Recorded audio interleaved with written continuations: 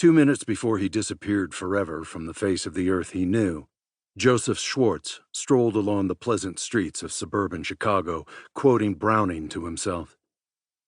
In a sense, this was strange, since Schwartz would scarcely have impressed any casual passerby as the Browning-quoting type.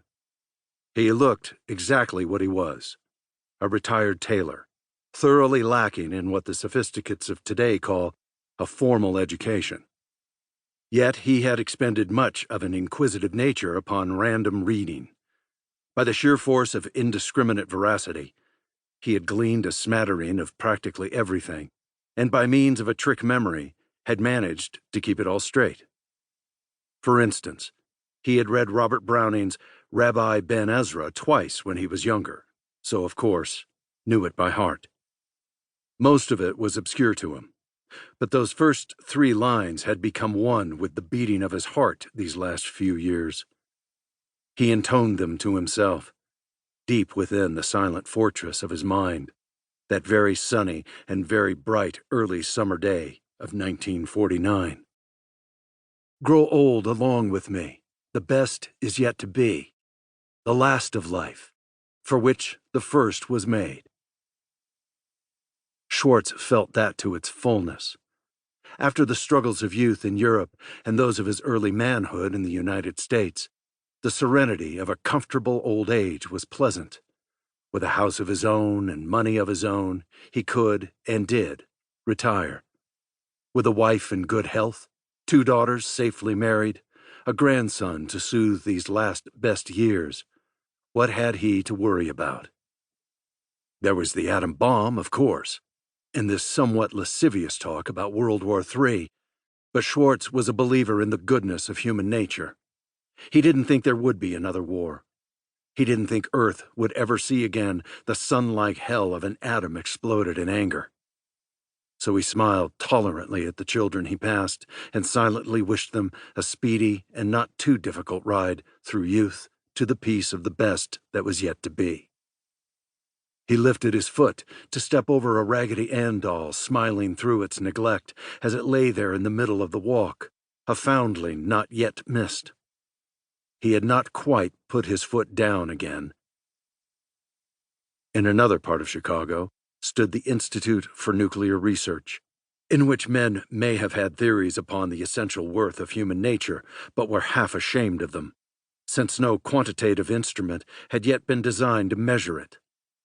When they thought about it, it was often enough to wish that some stroke from heaven would prevent human nature, and damned human ingenuity, from turning every innocent and interesting discovery into a deadly weapon.